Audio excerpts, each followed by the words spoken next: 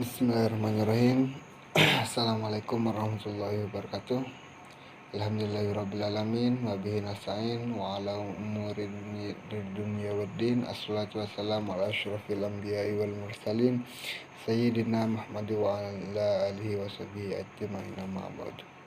Yang saya hormati kepada pengampu mata kuliah administrasi dan supervisi pendidikan, yakni kepada Bapak Fikri Fakhrihin MBD, dan juga segenap rekan-rekan mahasiswa IAI Al-Qadiri Jember.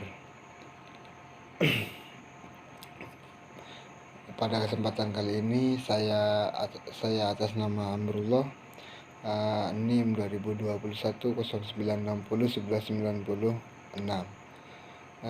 Prodi PAI 5C, yang mana di sini saya akan memenuhi tugas UAS dari Bapak Fikri Fakhrihin, yang mana soal UASnya itu ada 5. Untuk soal yang pertama, yakni dalam ilmu administrasi pendidikan ada beberapa pandangan terkait definisi administrasi. Pertama, administrasi lebih luas dari manajemen. Kedua, administrasi sama dengan manajemen. Yang ketiga, administrasi lebih sempit daripada manajemen. Jelaskan 3 hal tersebut.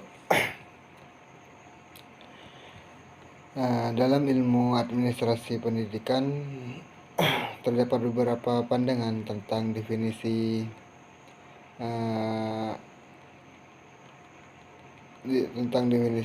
administrasi. Yang pertama, yakni ada pandangan bahwa administrasi lebih luas dari manajemen. Ini berarti bahwa administrasi meliputi semua tindakan yang dilakukan untuk mengelola sebuah organisasi atau institusi pendidikan secara keseluruhan, termasuk di dalamnya manajemen.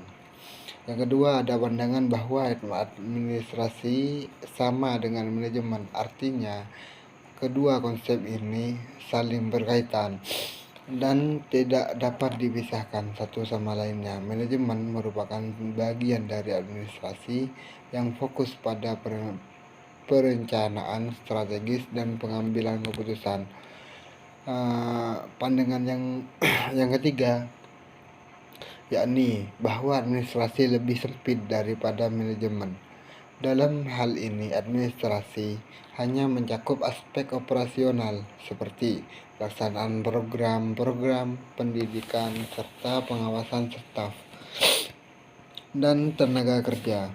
Sebagai contoh, ketika seorang kepala sekolah membuat kebijakan untuk meningkatkan kualitas guru-guru di sekolahnya, maka dia melakukan fungsi manajerial dalam bidang administratif pendidikan, karena ia harus merencanakan strategi, mengambil keputusan agar tujuan tersebut tercapai, serta memantau pelaksanaannya secara efektif sehingga para guru bisa bekerja dengan baik. Itu jawaban yang pertama. Untuk soal yang nomor 2, yakni menurut MC Gregor yang dikutip oleh Profesor Dr. Haji Koswara MID dalam salah satu buku karangannya yang berjudul Administrasi Pendidikan dalam bab Gaya Dasar Kepemimpinan, bahwa ada 2 macam manusia, yaitu manusia X dan manusia Y. Teori X dan teori X dan manusia Y karena karakter yang berbeda, sehingga menurut gaya kepemimpinan yang berbeda. Pertanyaannya adalah, untuk manusia Y, X, dan Y, kita lebih cocok menggunakan gaya kepemimpinan yang bagaimana, dan jelaskan kenapa harus menggunakan gaya tersebut. Nah, untuk jawaban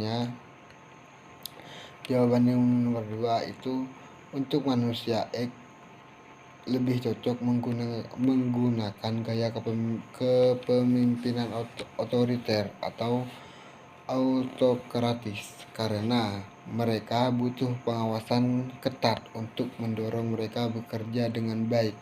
Sedangkan untuk manusia Y lebih cocok menggunakan gaya kepemimpinan partisipatif atau demokratis karena mereka sudah termotivasi secara internal untuk melakukan pekerjaan dengan baik. Itu jawaban untuk soal yang nomor 2. Untuk yang nomor 3,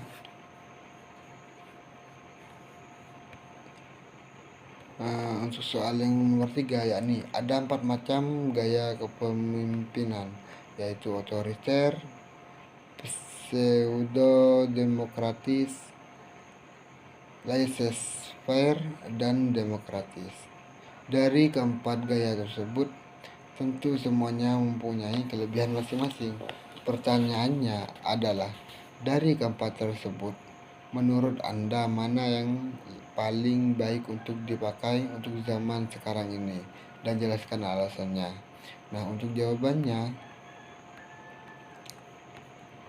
menurut saya, gaya kepemimpinan demokratis merupakan pilihan terbaik untuk digunakan saat ini karena dapat meningkatkan kinerja individu maupun kelompok secara signifikan, serta dapat menciptakan lingkungan kerja yang harmonis di tempat kerja dengan melibatkan semua orang dalam mengambil keputusan. Maka setiap anggota akan merasa dipertimbangkan sehingga motivasi mereka juga akan meningkatkan hasil produktivitasnya secara keseluruhan. Nah, untuk soal yang nomor 4,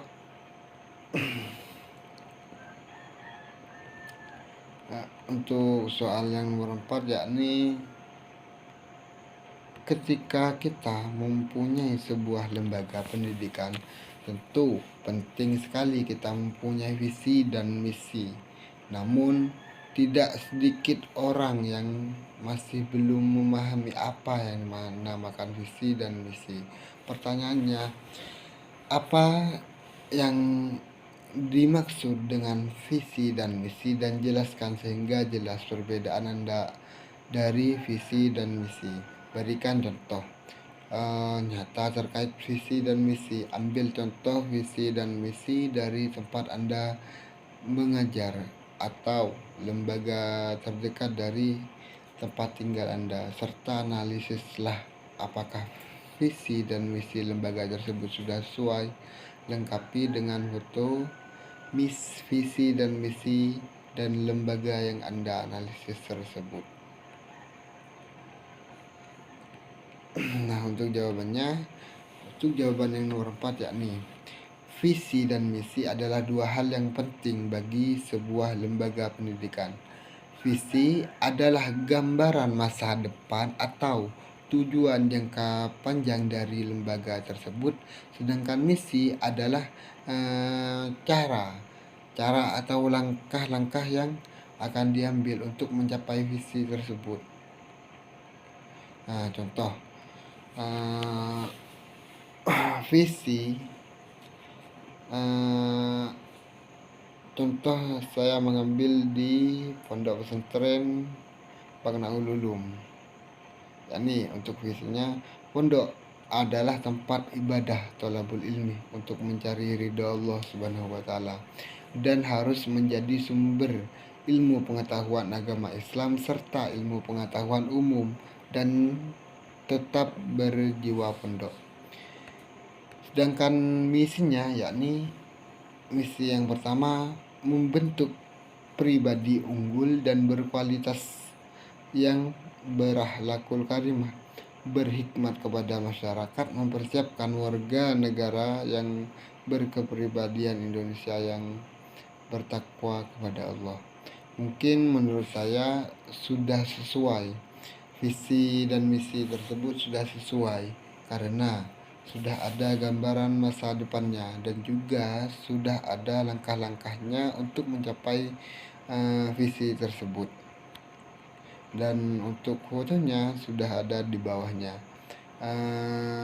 Untuk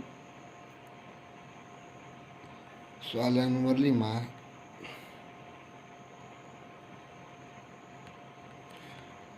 ada sebuah lembaga yang siswanya puas sekali belajar di tempat tersebut karena meski jarang masuk belajar, lembaga tersebut tetap memberikan nilai yang bagus kepada para muridnya. Kalau kita merujuk pada definisi sekolah bermutu, maka akan kita dapati bahwa salah satu poin bahwa sebuah lembaga itu dikatakan bermutu jika pelanggan puas. Menurut Anda, apakah sekolah yang disebutkan tersebut sudah bisa dikatakan bermutu menurut Anda, serta berikan alasannya? Eh, Menurut saya, sekolah tersebut belum bisa dikatakan bermutu karena siswanya merasa puas mendapatkan nilai bagus, padahal siswa tersebut jarang masuk belajar. Sedangkan sekolah yang bermutu itu kualitas pengajarannya bagus, fasilitasnya memadai, kurikulumnya sesuai dengan standar nasional dan internasional, serta mendapatkan dukungan dari orang tua maupun masyarakat dan lain-lain. Demikian yang dapat saya sampaikan, kurang dan lebihnya saya mohon maaf. Wassalamualaikum warahmatullahi wabarakatuh.